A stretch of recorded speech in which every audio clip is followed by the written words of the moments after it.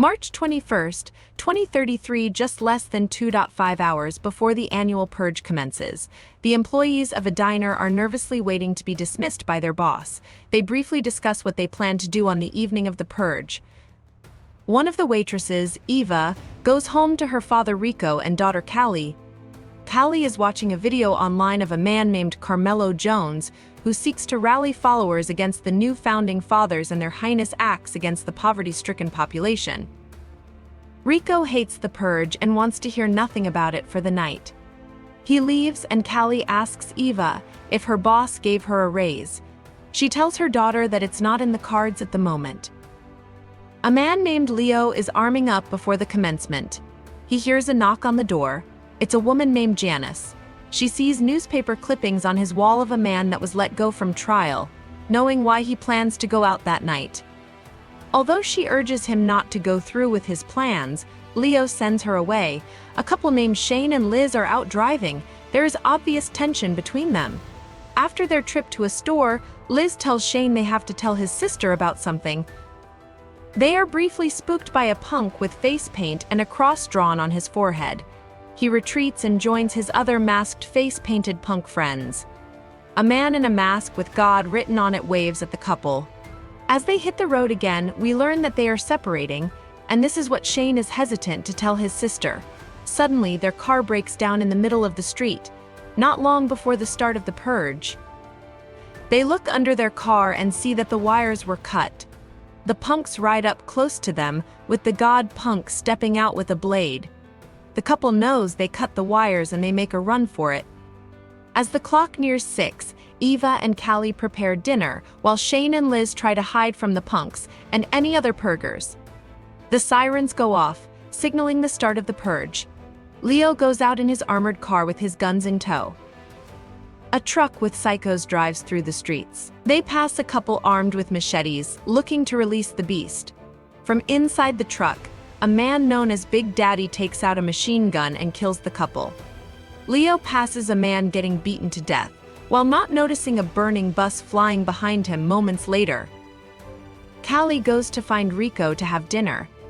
She finds a note that she shows to EVA where Rico discloses that he is already dying and is going to the home of a rich family for them to purge on him. In return, they supply money to Eva's account to provide support.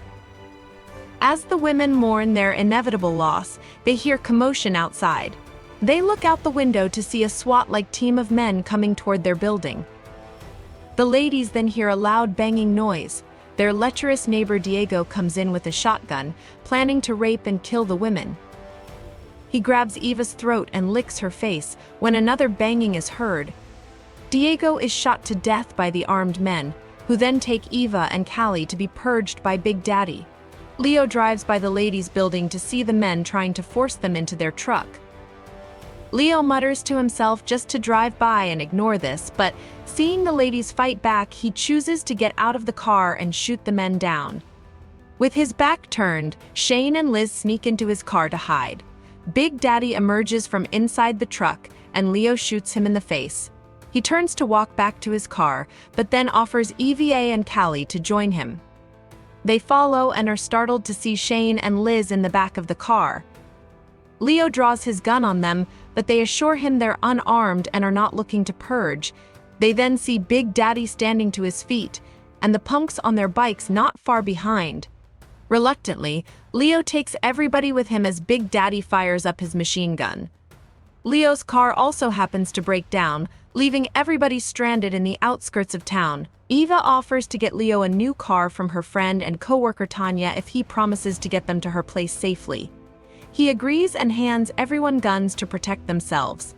On their trek to Tanya's home, Shane gets his foot caught in a trap. Purgers from every corner try to shoot at the group, but Leo manages to fire back and kill most of the attackers. Shane shoots the cable and breaks himself free. As a running group of purgers chase after the five, they run down by a tunnel. While walking, Callie tries to talk to Leo and convince him that whatever reason he had for being out at night is wrong. He just ignores her. Another group of purgers rides in, wielding a flamethrower and more guns. The five run again while the purgers kill other bystanders that were hiding. Shane and Liz shoot back at the purgers while Leo, Eva, and Callie run. Shane gets shot in the shoulder, but he and Callie manage to shoot the driver and then hit the flamethrower's tank, blowing all the Purgers up. The group finally makes it to Tanya's house. She and her mother, along with her sister Lorraine, set up dinner for the group. They are joined by Tanya's father and brother-in-law Roddy. The ladies treat Shane's bullet wound, while Leo prepares to take the car and head out. Eva admits that there isn't a car and that she needed Leo to get them there safely. He decides that one way or another, he is going to get to his destination. He also doesn't trust Tanya, as she is clearly drunk and has been making comments about purging should she choose to. Moments later, Lorraine comes in with a gun and shoots Tanya to death after finding out that she and Roddy were having an affair. Lorraine draws her gun on Roddy, but he grabs Liz and holds her at gunpoint to call Lorraine's bluff. Leo shoots Roddy in the side and then shoots Lorraine. The five run out and try to escape. Unfortunately, Big Daddy and the armed men are outside waiting to get Leo, Eva, and Callie. A mysterious figure wearing a suit and a pig mask enters the room, throwing smoke grenades and creating chaos. The smoke gives Leo and the remaining survivors cover as they escape. The figure helps them navigate through the facility, taking out Purgers along the way. The rich audience panics as their carefully orchestrated event turns into chaos. The figure leads Leo, Liz, Shane's body, and two others, Big Daddy and Kimmy, to a secret exit. As they reach safety, the figure removes their mask, revealing themselves as an anti-Purge revolutionary named Dante Bishop. He explains that he wants to end the Purge and invites them to join his cause. Leo, devastated by Shane's death, contemplates the offer, while Liz and the others face the harsh reality of the annual night of lawlessness. The backup Purgers are shot to death by the stranger from the first film that the Sandin family helped. He brings in an army led by Carmelo. They fire at the other Purgers and then offer to help out the group. They give Leo, Eva, and Callie a chance to escape, but Liz chooses to stay behind and purge to avenge Shane. Carmelo and his men vow to guard Liz. Leo finds the woman that organized the event and carjacks her at gunpoint, where she begs Leo not to shoot her. He lets her leave. The morning comes, and the purge is nearly over. Leo drives to the home of a man named Warren Grass, who happened to kill Leo's son during the previous purge in a drunk driving incident. He was let go on a technicality despite his blood alcohol level being very high. Callie pleads with Leo not to go through with this, but he ignores her and breaks into the man's home just 5 minutes before the purge is over. He goes into Warren's room and wakes him and his wife up. He holds Warren at knife point and reminds him of what he did to his son. Warren apologizes and acknowledges his wrongdoing, and then a scream is heard. Leo walks out of the home and is then shot twice. The shooter is Big Daddy, who looms over Leo, stating that he shouldn't have saved Eva and Callie, as they were his to kill. He adds that the purge is no time or place to be a hero.